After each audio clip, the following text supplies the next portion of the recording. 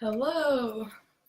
First live from the tiny kitchen. Gonna wait a couple minutes to see if anybody shows up live, and you can let me know if you can hear me, and I'll just be enjoying this coffee while you do that. Hi, Mom.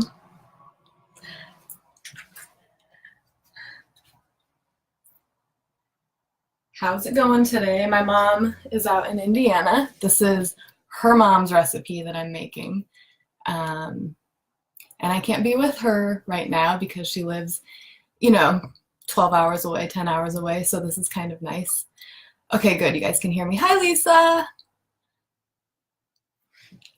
I hope you guys are ready for cookies. Did anybody make dough ahead of time? Because that would be kind of cool. I'm not trying to make my mom cry. Hi, Kristen. Thank you. We remodeled our kitchen a couple of years back. The counters ended right here when we bought the place, so we had like literally two little areas where we could work. So we extended it a little, but really I can pretty much span my whole kitchen. Like, it doesn't go back very much farther. Hi, Beth. Oh, I'm so glad you guys are here. I hope you guys like this recipe. I've been making it since I was a kid with my grandma. She made them for Christmas. I kind of make them for all sorts of different holidays, or just, hey, let's have cookies. They're great for cookie decorating parties. I've done, once I had a bunch of friends over I called it an anti-Valentine's Day party.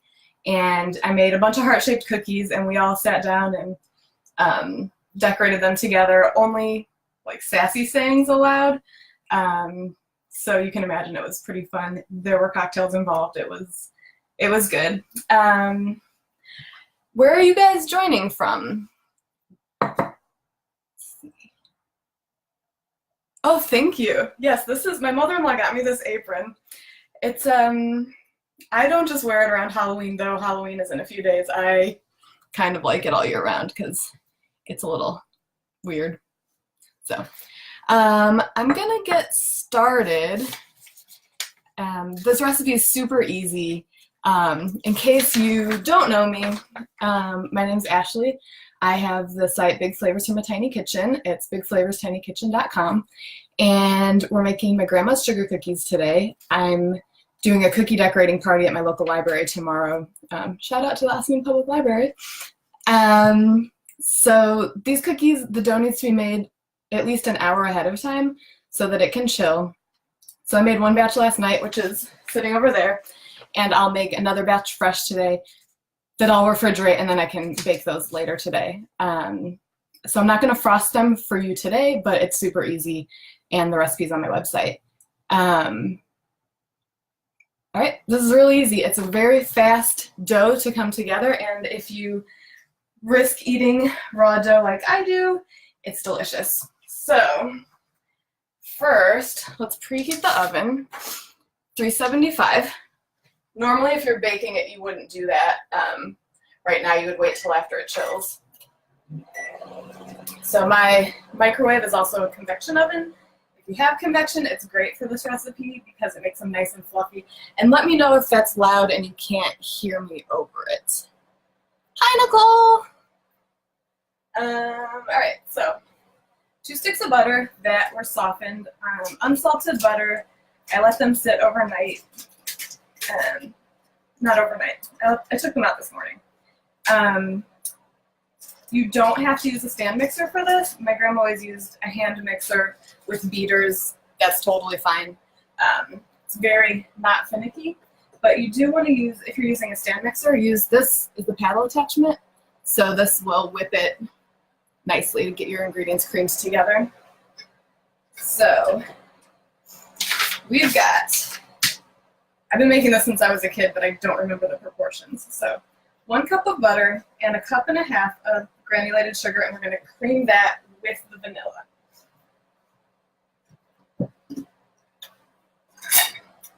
So, got the butter in there. What are your favorite holiday cookies? recipes. Like, do you have any traditional ones that you make with your family? I love learning about other people's favorites. Like, this recipe was new to my husband's family because they're Italian and they didn't do really this type of cookie. So now it's a tradition, and then I make Italian cookies with them.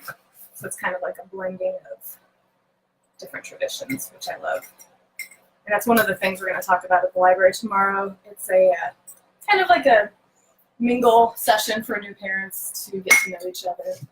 All right, so 1.5 cups of sugar, 1 cup of butter, and then 1.5 teaspoons of vanilla.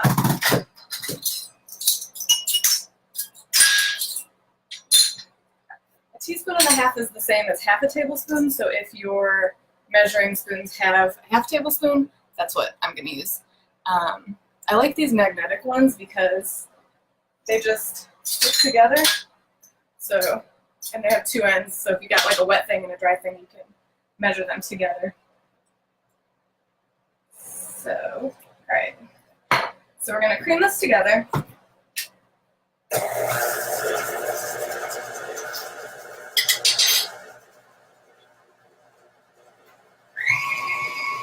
That happens really quickly. You just kind of want it to be incorporated.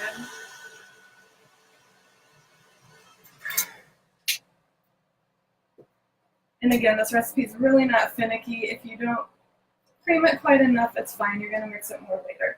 So right now, take this off and show you. Kind of has that texture. I like scraping the sides and the bottom in case it hasn't reached all the way down there. And then we're going to add eggs.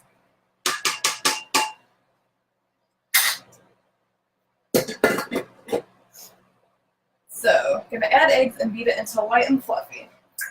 And when I do eggs,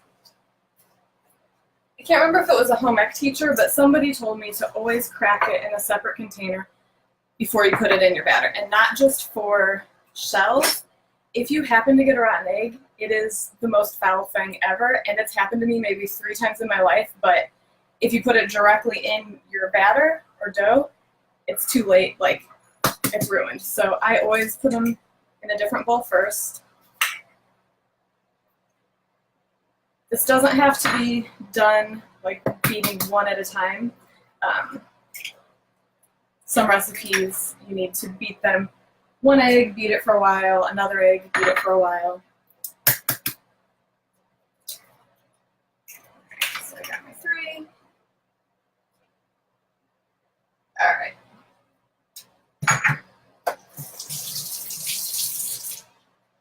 So the eggs are in.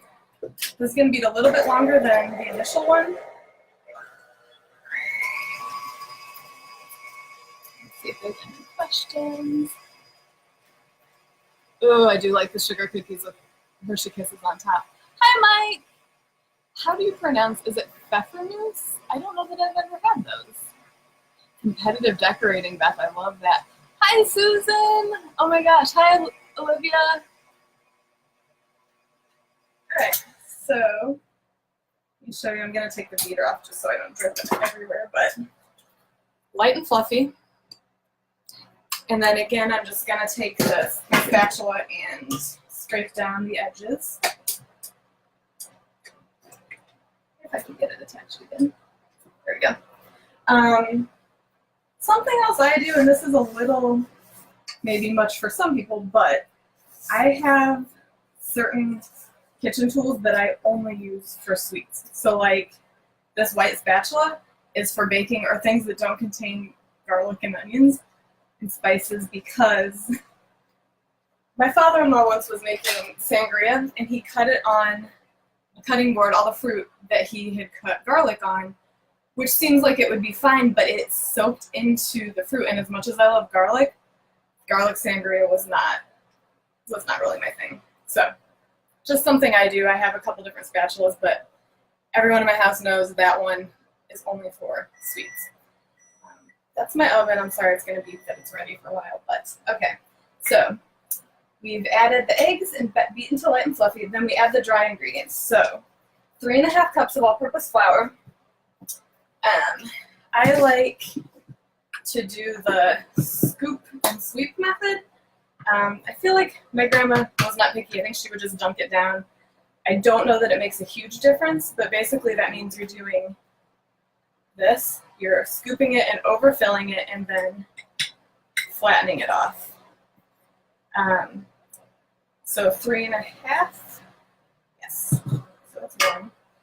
If you do it like this and you push against the side, it compresses the flour and you actually end up with more flour than the scoop and sweep method. And I know Mike has tried both methods with the Melt in Your Mouth buttermilk chocolate cookies that are on my website. I usually do this method with that, but I think both probably work too.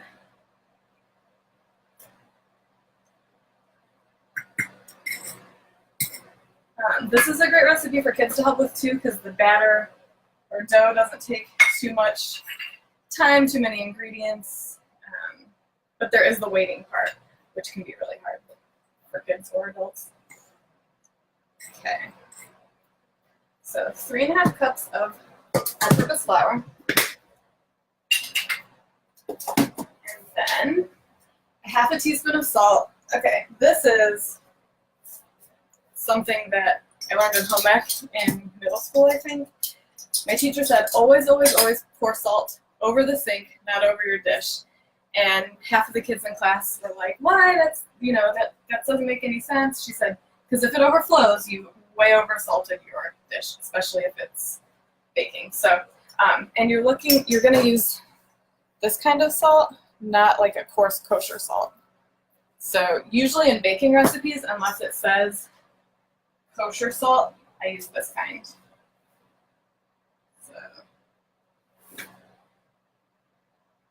Okay, so 1/2 teaspoon of salt, 1 teaspoon of baking soda.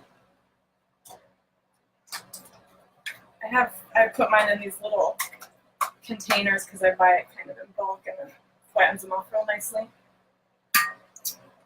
Okay, salt, baking soda, and then 2 teaspoons of cream of tartar.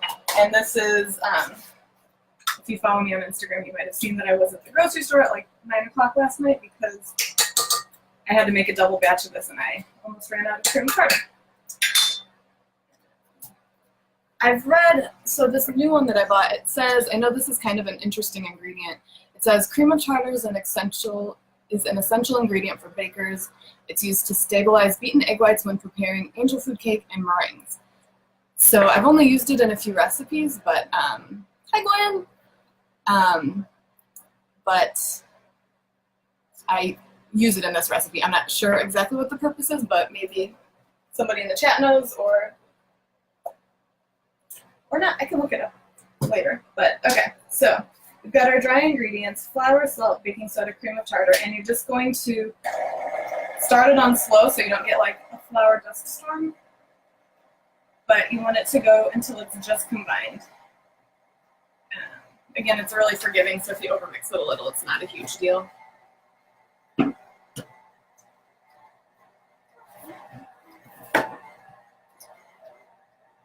Alright, so this batter has come together.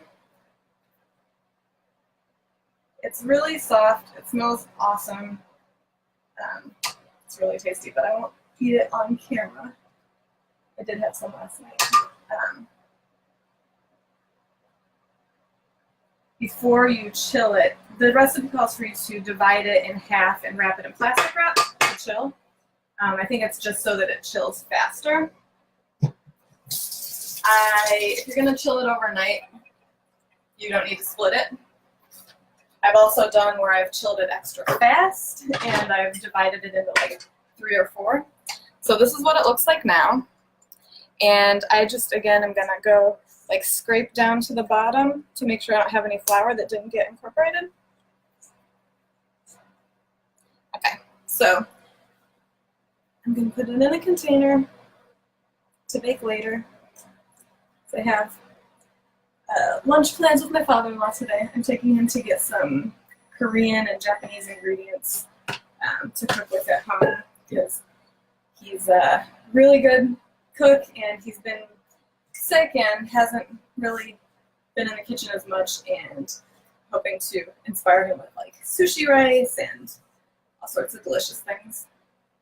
So this will be sitting for more than an hour in my fridge. All right. So dough is done.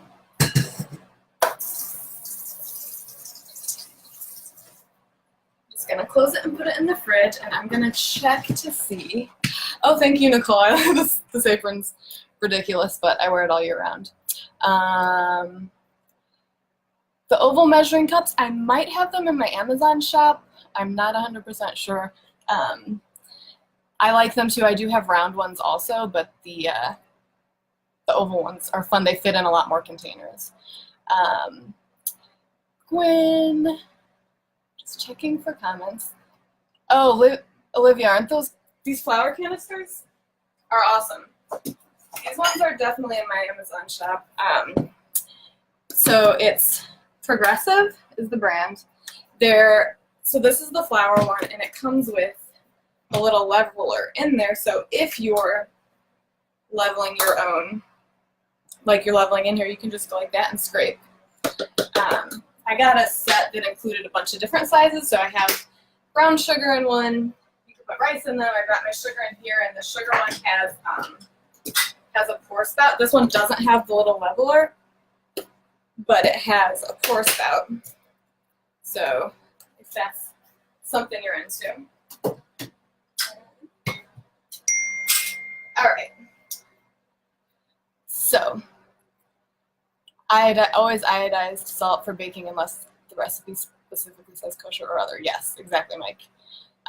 And I was at a conference recently, and they said people do not get enough iodine in their diets anymore since we switched to using like kosher salt.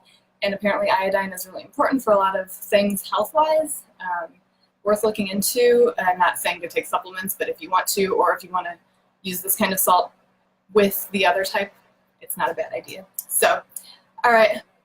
Bye, Olivia. Thanks for stopping by. All right, so this is done. I'm going to put it in the fridge. I'll do it later so I don't knock anything over. That's it for the dough. So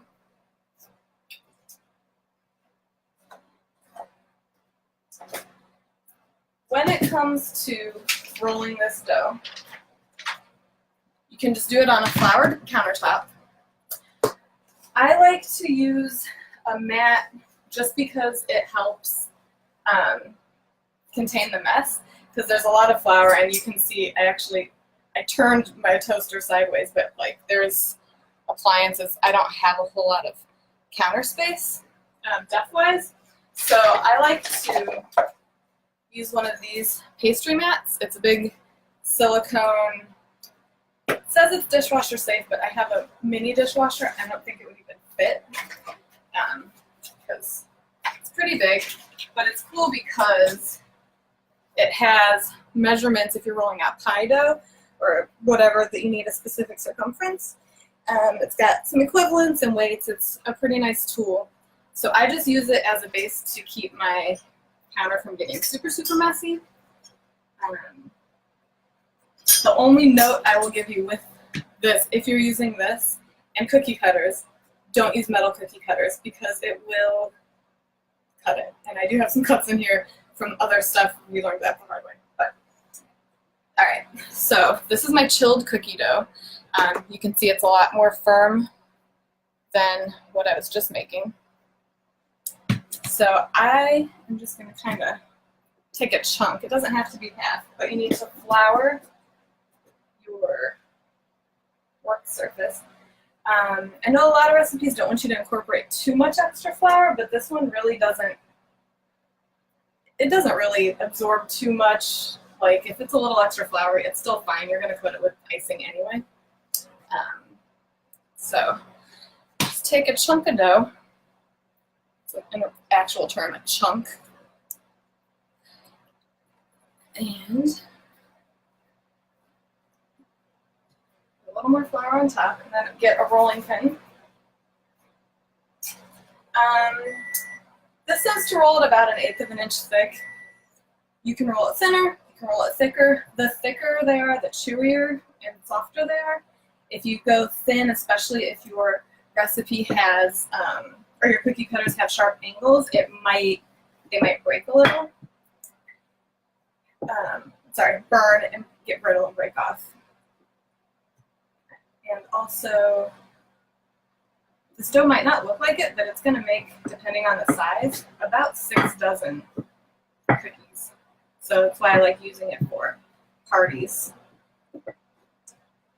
So I've got it pretty good thickness.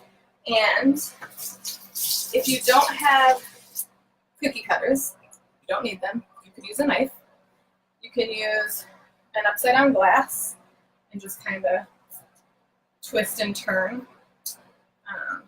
Get my cookie sheet. I normally bake with silicone baking mats, but for these, my grandma never did, so I never do. And you're just going to line them up. They don't spread too much, but leave a little bit of room in between. So you can do any size you like. I have an assortment of cookie cutters also. Since Halloween's coming up, I have these ones. I've got like black cat. Well, we own a black cat, so in my mind this is a black cat, but cat cookie cutters. I got flowers. I have shamrocks. I got hearts. I'm gonna make an assortment for tomorrow's party because we're not focusing on any certain holiday. I got pumpkins, moons, and hearts.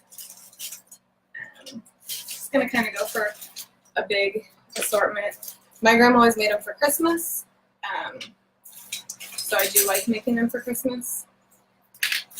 And they hold up really well too, which is nice. You can keep them in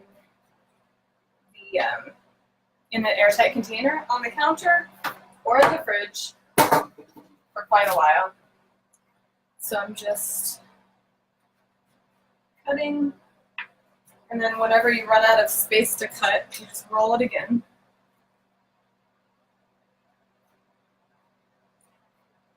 So you can see if you make the dough ahead of time,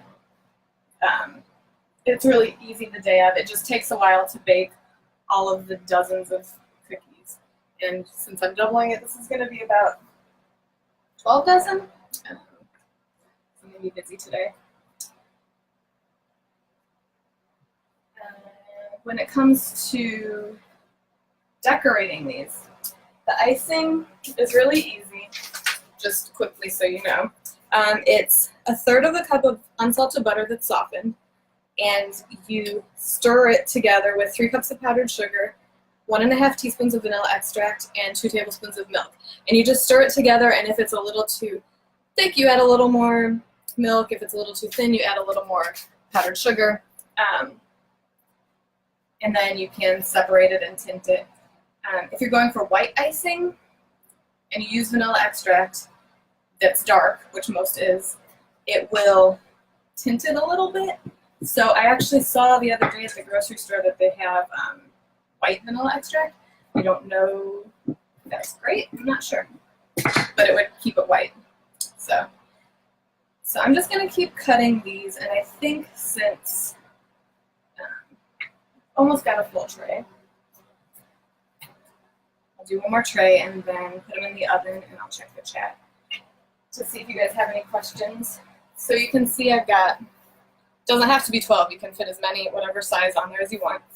And since my oven is a convection oven, I don't need to rotate them, but I do like to, when I was using a regular oven, or when I do use my regular oven, if you notice that they're getting more brown on one side than another, you can pull the 2 cookie sheets out, rotate them top to bottom and front to back. So that's not really how you would do it, but you pull it out, turn it 180, and put it on the opposite shelf so that they bake evenly, because it's good to bake 2 trays at a time, otherwise it's going to take all day.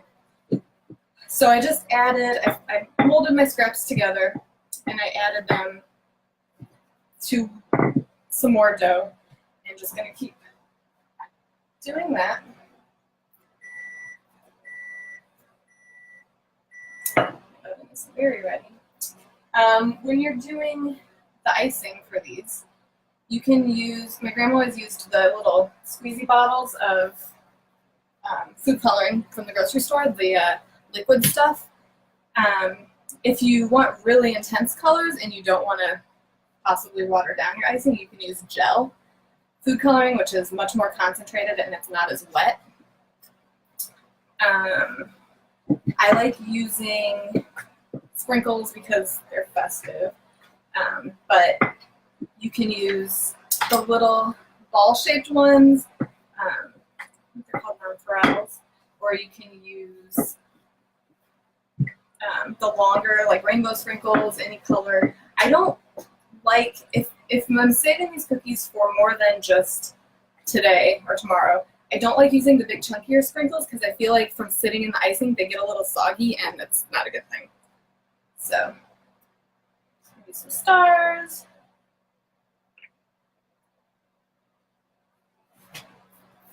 Six.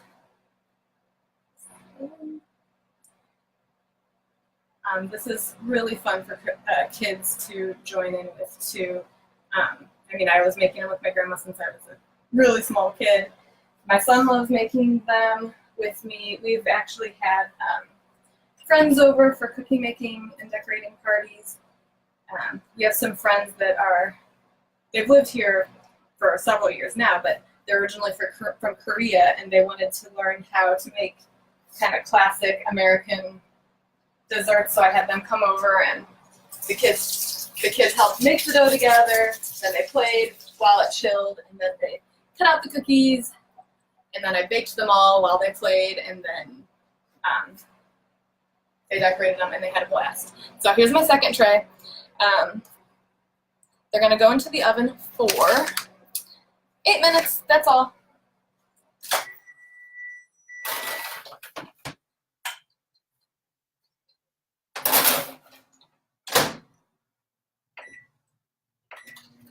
Alright, so those are in the oven. That says how easy they are to make. I'm just going to check and see if I got any more questions. Hi, Allison! Oh my gosh, I miss you. Kristen, did I grease the pan? I did not. These, I've never had a problem with them sticking. I don't see why they wouldn't work on a silicone mat. And I thought about doing that today, but I never have in the past, so I didn't want to mess with the way that I usually make them. It is a microwave.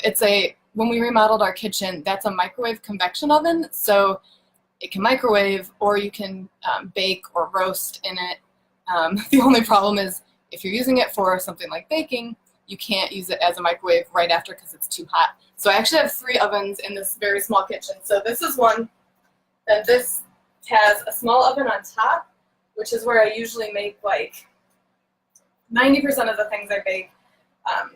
Pork, chicken, right in here. And then the bottom has a bigger oven. Ugh, that's like a full-size oven down there. So it comes in handy for like parties when I need to bake a whole lot of stuff. Or we can set one to keep warm, which is a nice feature that I didn't have with my previous oven. And when we host our supper club, we have it once a month. It's good because if somebody's like, oh, hey, I need to finish something off at 3:50 and somebody else needs it just to stay warm, like we got everything covered, which is pretty great, especially for a small space. And you can't see it from this angle, I don't think, but this is my dishwasher. It's only like this wide, so it doesn't fit a lot, but when we moved here, there was no dishwasher, so that was very necessary when we did it. 8 minutes because convection? No, I have it sitting so that I have it set so that it's not compensating for the temperature. It takes 8 minutes in any oven about. Like you can check it and see, but it should only take 8 minutes. Hi, Robin! Oh, Kristen, awesome. She's gonna use parchment and give results. Yes, microwave and convection, yes. Hi, Herb! I see you share. I can't click on that link right now, but I'll check it out later. All right, so my grandma never used a cooling rack. I like a cooling rack. I left it in the dining room. I'll be right back.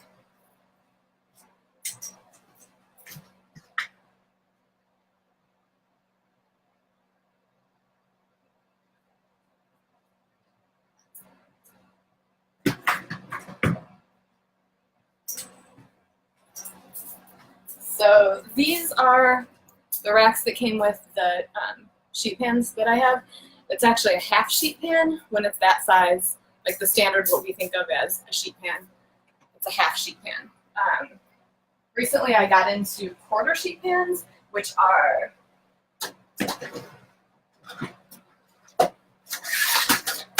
this size, and they're awesome for like just roasting a little bit of veggies on one tray and then another tray with some meat or something, or if you're doing a small batch of cookies. I've been really loving these.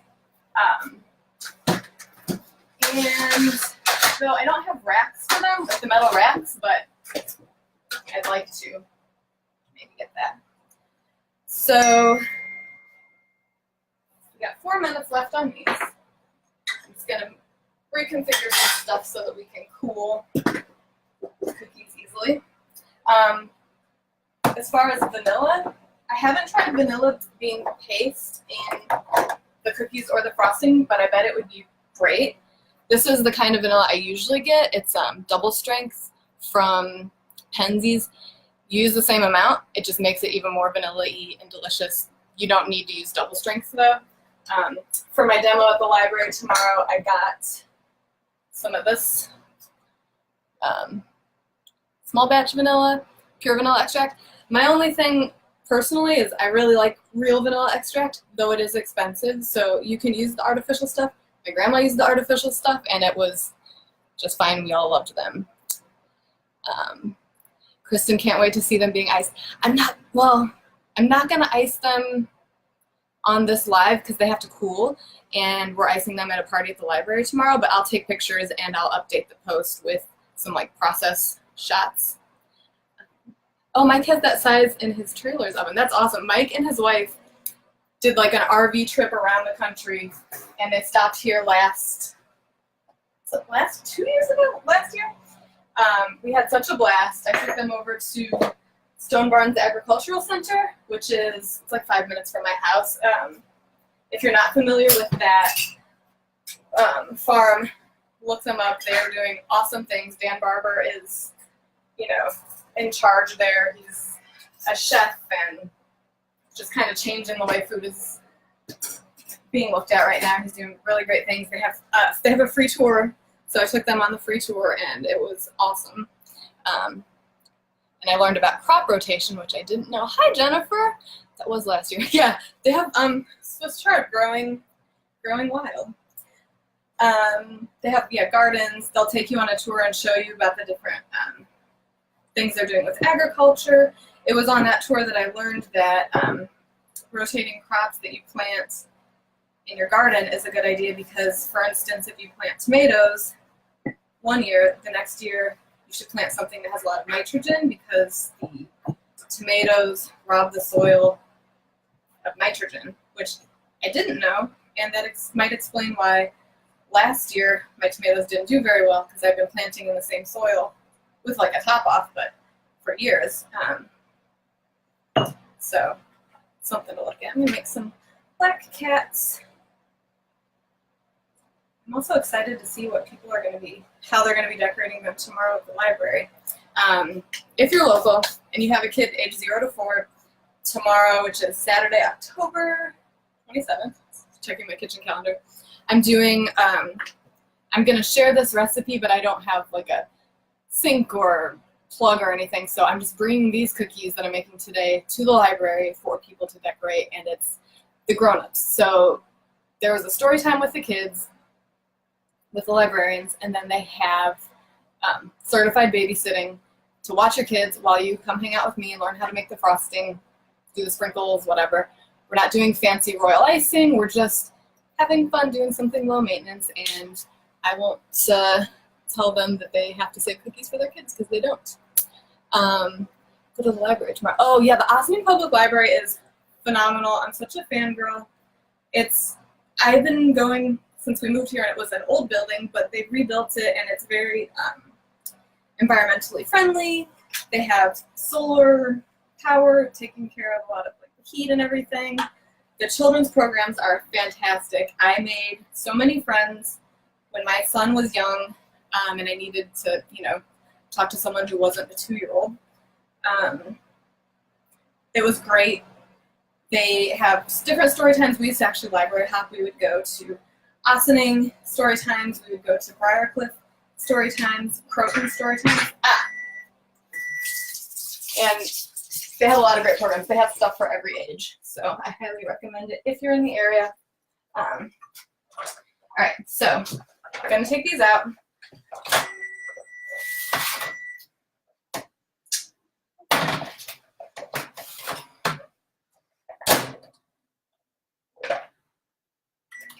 So you can see they're puffy and soft, but they didn't spread a whole lot. And you can cook them for a little longer if you want a little more of a crispy cookie. I like them really soft. They're so good. When the edges do get a little burnt, they're still tasty. But I use a real flat spatula. You can let them cool for a minute if you want, but I'm usually anxious to get more cookies in the oven. So I tend to just kind of let them hang out on a cooling rack until I have so many cookies that it's overflowing. And then I'll move those to sometimes just like a flat surface, like the counter, or paper towels or something.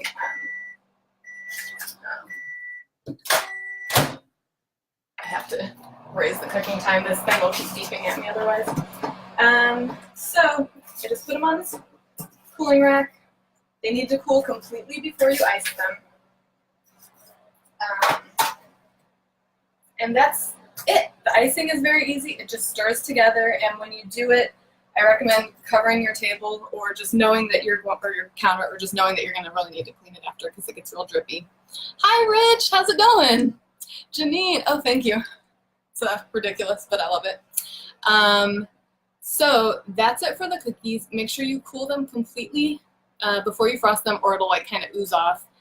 And just know that the icing, put sprinkles on while it's still wet so that they'll adhere. And if you want to eat them right away like that, they're awesome. But you can also let them harden, just let them dry for a little while so that they'll not stick together too much in a Tupperware. I actually usually put them in something like this with a lid, leave them on the counter. My grandma used to mail them to me. They're awesome. They make me think of her. I miss her very much. And if Jessica's watching, my grandma Helen and your grandma Helen, I hope they're baking together somewhere right now. That's it. And if you want to see, let me see. You can see nice and light, really fluffy. Let me get one that was a little more cracked and I'll break it open for you. None of them really cracked, but it's one of the moons. So little moon, and then look, they're just like super fluffy, really good. Even better with icing. Yeah, so is there any questions? Yeah, they keep the shape really, really well. I haven't tried the basket of cookie cutters on the floor. I haven't tried using something like these. Maybe I'll try a couple. Oh, but they're metal. I don't want to cut my baking board. These little, like, intricate designs. Like, I don't know how well they would hold up. Maybe if you did them thinner, because I feel like that's a lot of detail, like really little points. But maybe I'll try just to see what kind of results you get. And also, I'm going to, depending on how much I end up rolling out and baking today, I'm going to take part of this cookie dough that I made for you guys, and I'm going to freeze it, and I'll thaw it out in a week or in a couple weeks or in a month, and I'll see how it holds up, because I haven't actually ever been able to save any because it's so good, and I just bake it all. So let me just see if I had anything else. Oh, hi to the replay viewers, if I didn't say at the end. If you have any requests for other recipes from my website that you want me to make in my tiny kitchen, let me know. If this is helpful to you guys, I'm happy to do it more often. Just, I don't know where I would set up a camera to show the stovetop cooking. Like, you don't really want to be staring at the back of my head for while I'm making whatever on the stove. But, hi Sandy! So let me know if you have any requests for anything else. And also, if you make these, tag me on social media and at Big Flavors, except on Twitter, it's at Big Flavors Blog. And do hashtag Cook Big Flavors. I'd love to see them. I'll share them in my Instagram story feed. Yeah. All right, guys. Hi, Katie. All right, guys. Thank you for joining me. I'll post pictures after they're frosted, but I also put the recipe link in the description here, so you'll be able to go there and you can see what they look like decorated for Christmas. I'll update with photos of other types like Valentine's or whatever. I have a ton of pictures from over the years. So let's see. Would love to see easy weeknight dinners, one pan. Yeah, I have to see where I can. So I have my laptop sitting on a teapot base with a cutting board on it at the corner of my counter, and that's how I'm able to get this view. So I'd have to see if there's a way for me, maybe if I set it up like where my dish rack is, you would be able to see the stovetop, but I'm not sure. Thanks, Mom. Thanks, Kristen. All right, guys, have a great weekend. Happy Halloween if you celebrate. If you don't, happy weekend because everybody celebrates that. So bye, guys.